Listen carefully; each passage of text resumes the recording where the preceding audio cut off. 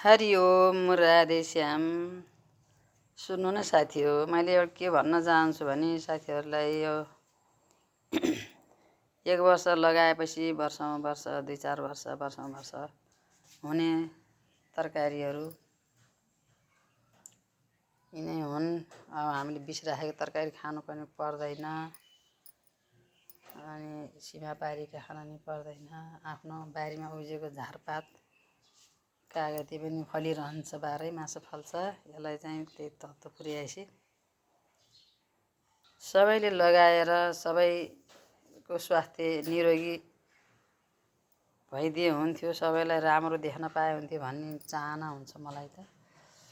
त्यसकारण यो जलुका भयो, काटेर खायो फेरि पलाउँछ, एकचोटि छेउबाट काट्दै गयो त्यहाँ पलाउँदै जान्छ, खाँदै जान्छ।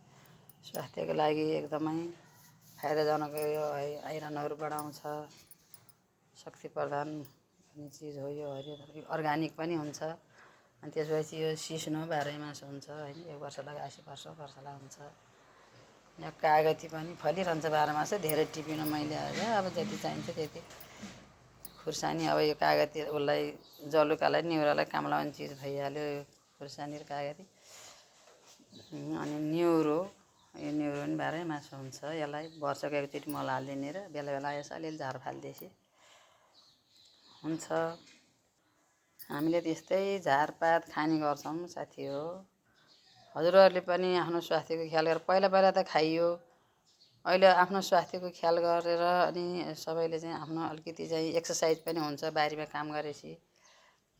अनि अर्ग्यानिक खान पाइयो, अलिकति जाँगर चलाइदिने भने। अब 24 घन्टा गर्नुपर्ने होइन, दिनको 1-2 घन्टा मात्रै टाइम दियौँ भने पनि खान सकिन्छ। त्यसकारण सबै साथीहरूले चाहिँ लगाएर खानु होला।